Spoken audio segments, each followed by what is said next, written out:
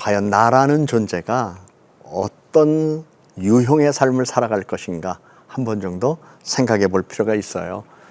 그래서 우리는 나름대로 자신의 분야에서 자신이 하는 일을 통하여 성취도 경험하고 사람들에게 유익을 주는 사람이 되어야 할 텐데, 그 세상에는 많은 직업군이 있겠지만 그냥 대표적인 직업군만 이렇게 잠깐, 이 다양한 사람들이 저마다의 삶을 살아가면서 저는 좀 만족을 경험했으면 좋겠다 생각이 들어요. 남과 나를 비교하면서 기죽을 이유도 없고, 또 남과 나를 비교하면서 열등감에 빠질 이유도 없고, 또 남과 나를 비교하면서 꼬는 사람 되지 말고 편안하게 살면서 너는 너고 나는 나다. 근데 우리는 함께 사는 거다. 첫째는 만족감이 있으면 좋겠고요. 두 번째는 마음이 평안했으면 좋겠어요.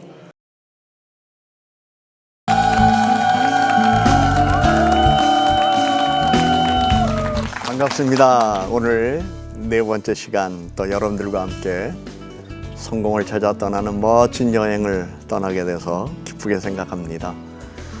세상 살다 보면 참 다양한 사람들을 많이 만나요.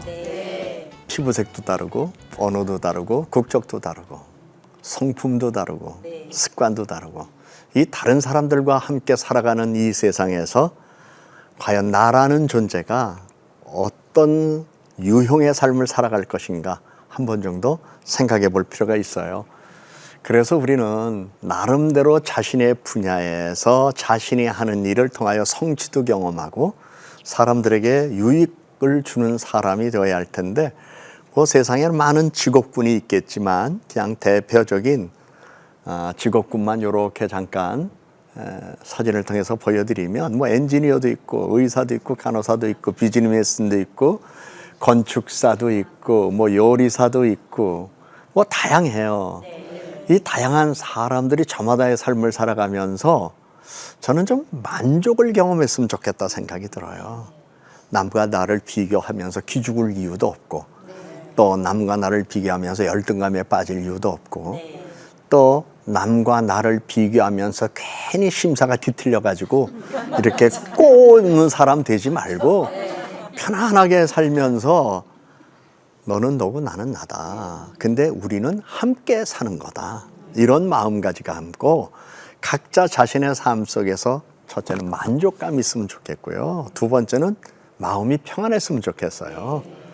내가 평안해야 가족에게도 평안을 줄 수 있잖아요. 그래서 저는 성공이라는 이 이야기를 하면서 그 안에 평안을 간절하게 바라는 것도 성공을 꿈꾸는 것이 될 수 있다고 얘기를 해주고 싶어요. 가정에서 아침에 일어났는데 컨디션이 별로 안 좋고 왠지 꿈자리도 뒤숭숭하고 심사가 뒤틀렸는데, 그럼에도 불구하고 가족들에게 밝은 모습을 보여주면서 사랑스러운 표현을 하는 사람은 거의 드물어요. 자기가 꼰 걸 가지고 꼭 누구 한번 건드려야 돼. 그래서 남도 힘들게 만들어요. 근데 사실 자기가 평안하면 그런 일이 없거든요.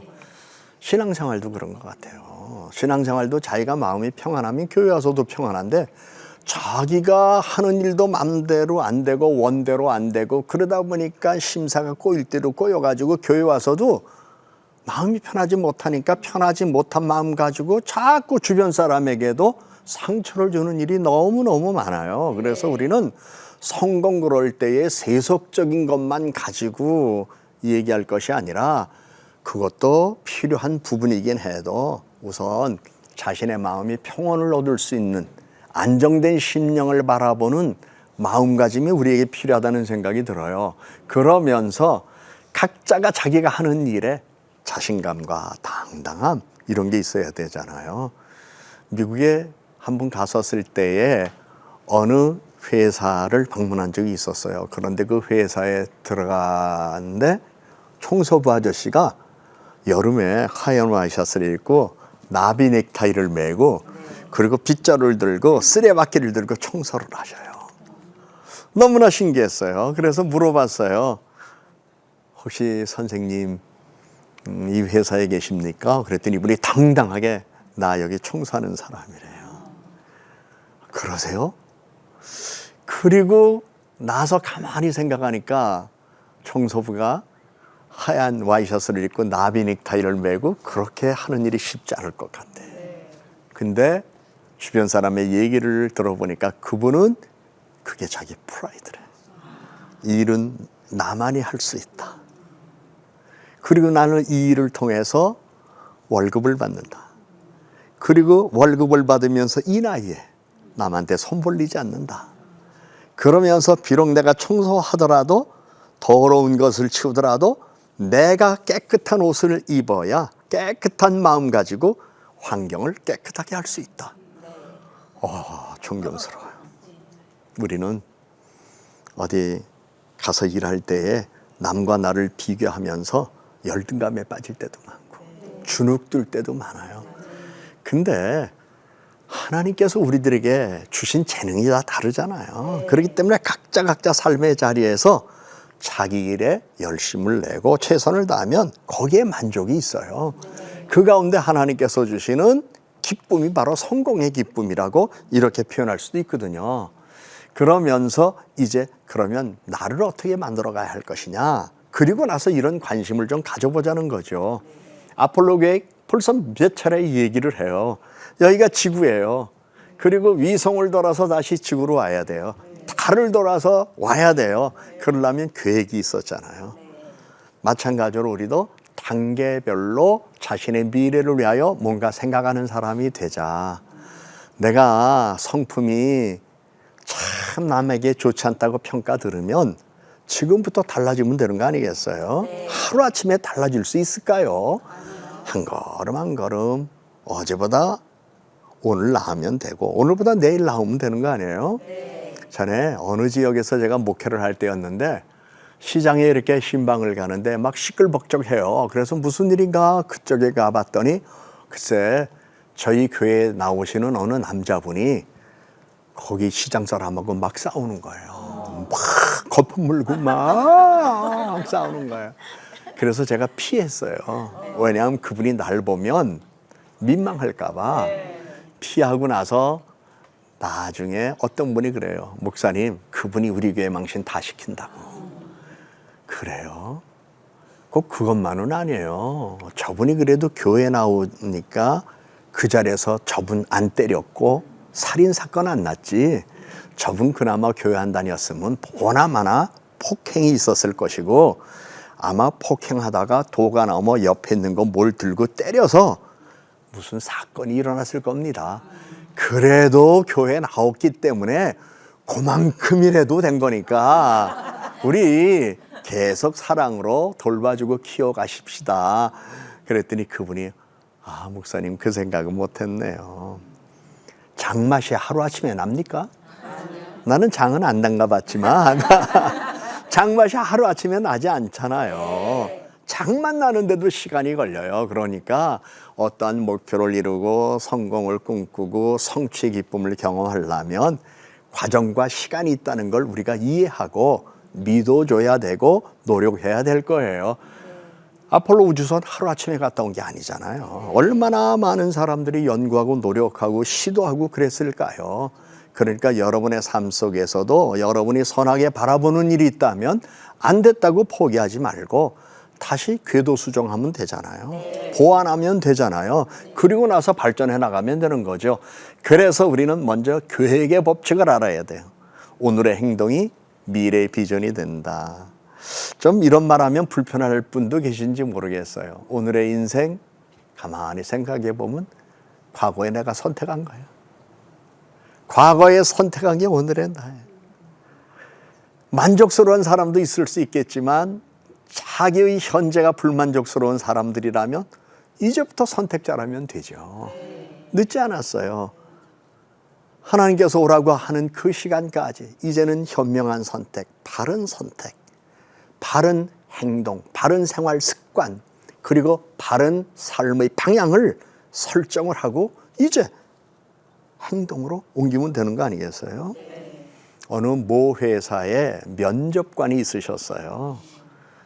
제가 그분한테 물어봤어요. 아니, 이 회사는 영어도 필요 없는 회사인데 왜 토플 토익 점수를 요구하십니까? 회사에 들어와서 영어 쓸 일도 없고 그리고 영어로 영업을 하는 것도 아닌데 왜 그러십니까? 그랬더니 그분이 이런 얘기를 해주셨어요. 목사님, 영어는 절대로 하루 이틀에 안 됩니다. 국사 벼락치기 할 수 있습니다. 외우는 거니까. 그리고 일반 상식 이만한 책 몇 달만 파면 됩니다. 그런데 영어는요, 이미 중학교 때부터 서서히 실력을 쌓아놓고 어휘력을 길러놓고 문법에 대한 이해가 되고 그러면서 이게 형성되어 이게 결과가 나오는 거기 때문에 우리는 토익, 토플 점수 보는 게 아닙니다. 뭘 보십니까? 물어봤더니 그 사람의 끈기를 보는 겁니다. 끈기 없으면 영어 포기해요. 나는 끈기가 없어서 수학을 포기했었어요. 끈기가 없어서 독일어도 포기했었어요. 그래서 매를 많이 맞았어요. 데어데스텐다스 이러고 이제 독일어가 나가야 되는데 데어데스텐다스 될 대로 되라 이러고 참 많이 당시 도고 선생님한테 매도 많이 맞았어요. 요새 학생들은 매 안 맞을 거예요. 영어를 한다고 하면서도 지속적으로 못했어요. 그러니까 지금도 이 나이에 영어 잘하고 싶어서 차 안에는 흘러간 노래, 옛날 팝송은 가사가 좋아요. 네. 7080들 좋아하는 거, 네. 레디비미 같은 거라든지 뭐 그런 거 넣고 다니면 음악을 그거 들으면서 지금도 영어를 외워요. 지금도. 그러다 보니까 어디 가서 그 노래 가사가 딱 떠올라서 맞는 시점에 탁 튀어나오니까 영어를 되게 잘하는 것 같아요. 지금도 노력을 해요. 왜요?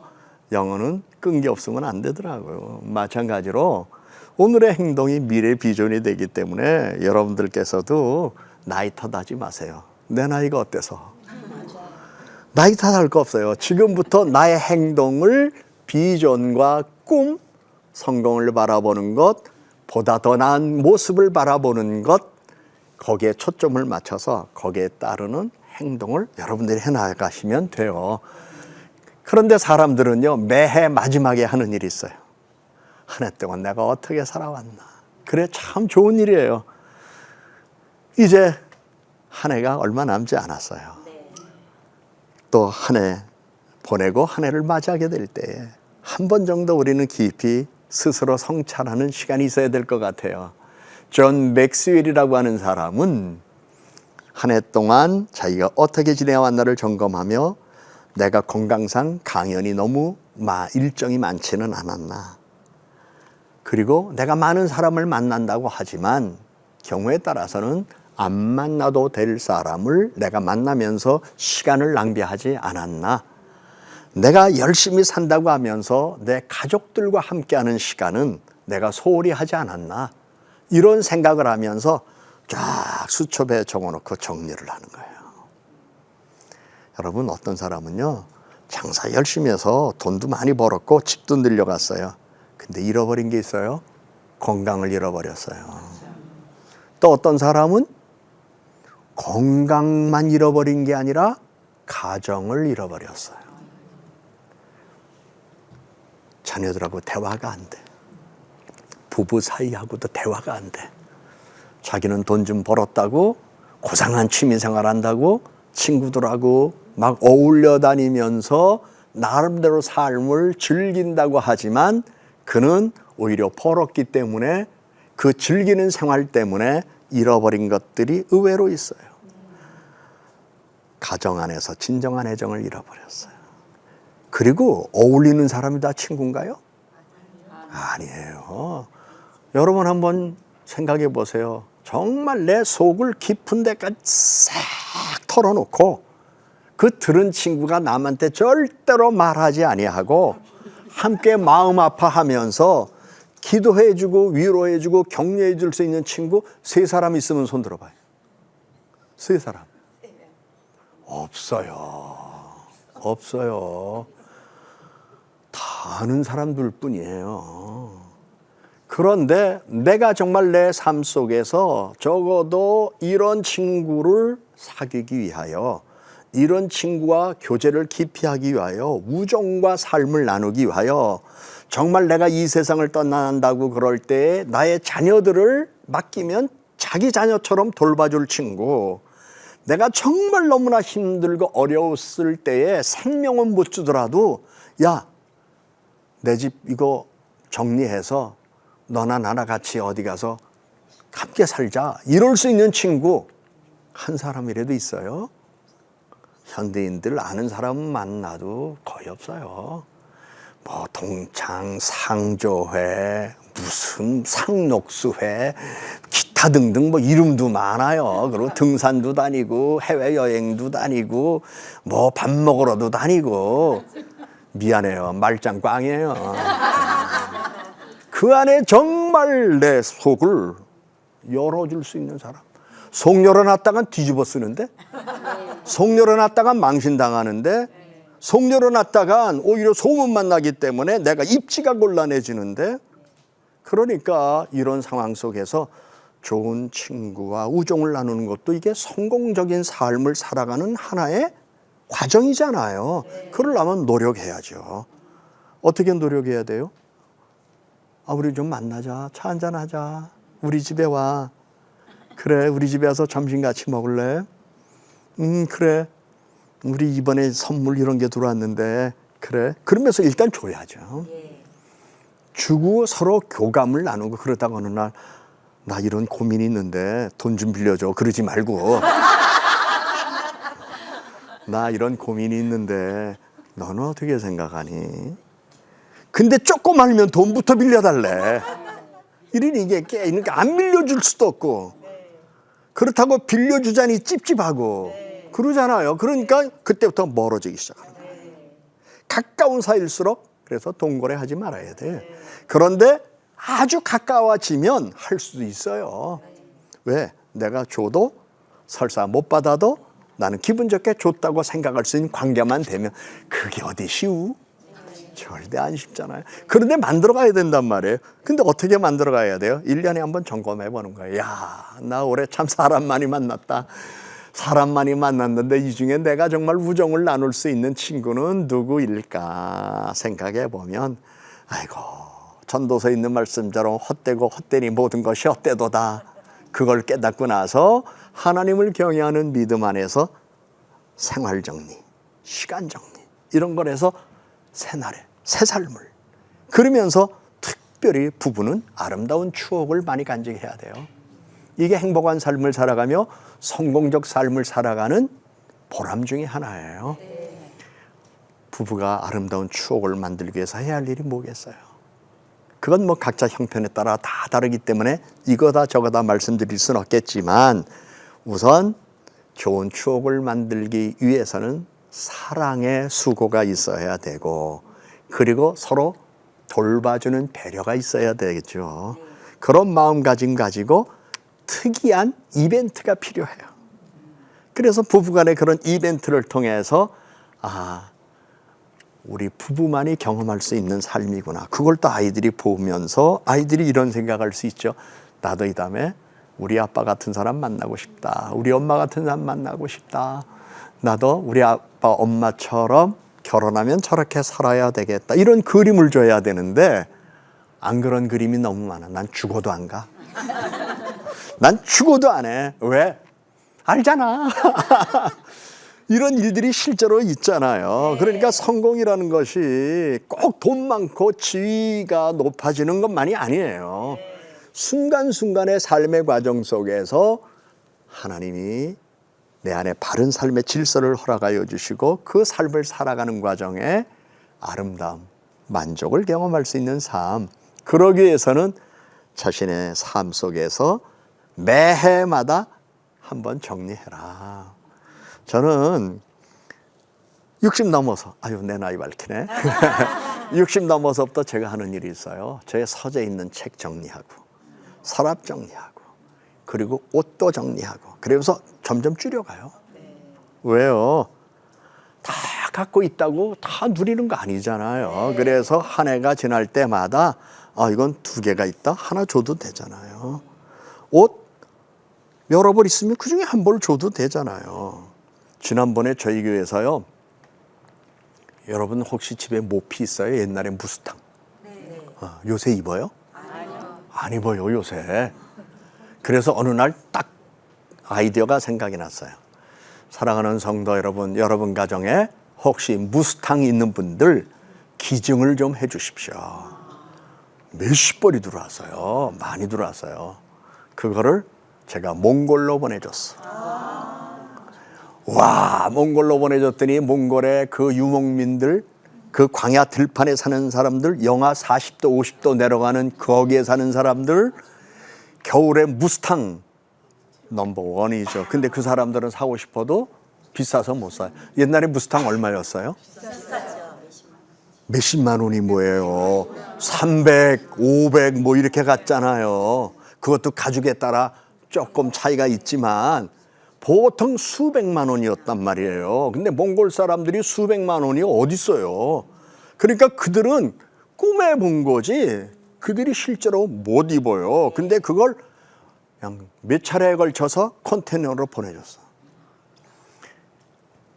키가 요만한데도 무스탕이라고 이따만한 거 입고 이렇게 하고 허리에 마우라 같은 걸로 끄점해가지고 그거 입고 좋다고 사진도 나한테 보내왔는데 그들은 행복하죠. 우리는 안 입는 거 보내줬으니까 행복하죠.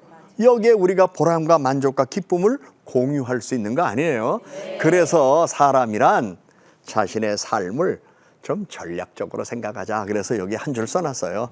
성장을 극대화하려면 반드시 전략을 세워야 하는데 이것이 계획의 법칙이다. 전략적 사고를 하라. 좀 생각하고 살자 그 얘기예요. 그래야 삶의 변화가 있어요. 인생은 아주 단순해요. 살다 보니 누가 불렀어요? 어느 가수가? 살다 보니 뭐 천년 만년 살 것 같이 막 그랬는데 100년도 못 사는 인생. 살다 보니. 근데 그 살다 보니라는 말은요. 적어도 70 넘어야 그 말의 진미를 알아. 젊은이들이 살다 보니 무슨 얘기예요 아버지. 살 날이 아직도 남아있는데. 근데 70 넘은 분들은 살다 보니 하면 가만히 생각하니까 평균 100세 산다고 그래도 살아온 날은 70년이고 살 날은 30년밖에 안 다는데 30년도 강건하게 사는 사람 드물어요. 그러다 보니까 살다 보니 옛날 일을 생각해 보니까 참 허망해. 그래서 전도서의 말씀에 보면 참 우리 인생에 천하의 범사의 기한이 있다. 때가 있다. 이런 말씀을 우리들에게 주시고 깨닫게 하셨어요. 그런데 인생을 먼 훗날 아이고 별거 아닌데 그러지 말고 너무 복잡한 생각 가지고 복잡하게 세상 살지 말라 그 얘기예요. 중년의 때부터 좀 단순하게 살아라. 요즘요 젊은 가정들 보면 레저 문화 시대인 것만은 분명한데요. 여러분 한번 물어볼게요. 집에 캠핑 세트 있는 분들 많잖아요 요즘. 1년에 몇 번 가요? 거의 안 써요. 살 때는 다 사. 테이블서부터 뭐 버너서부터 그 안에 침대, 와 침낭 완전 풀 세트로 가진 사람들 많아요. 근데 1년에 며칠 써요? 며칠 못 써요. 우리나라는 1년 4계절이 있기 때문에 겨울엔 또 그렇게 못 다녀요. 여름엔 폭우가 쏟아지니까 또 못 다녀요. 그래봐야 몇 번 다녀. 차라리 그 살 돈 가지고요 콘도 가서 편안하게 멸치밤 있다 오는 게 낫지 1년에.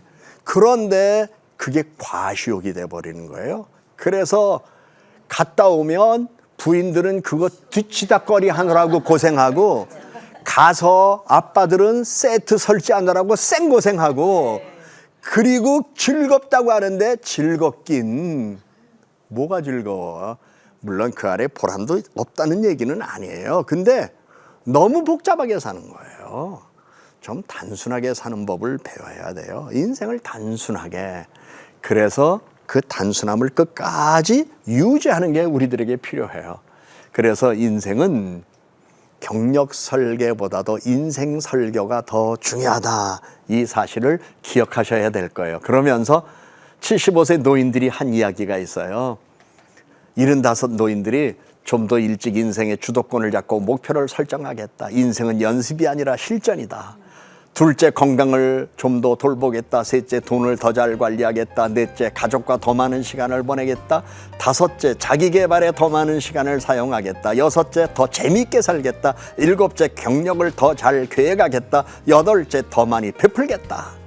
자, 오늘의 결론. 인생은 딱 한 번밖에 못 살아요. 그러나 제대로 산다면 한 번도 좋게요. 제대로 삽시다. 오늘은 여기서 마치겠습니다. 감사합니다.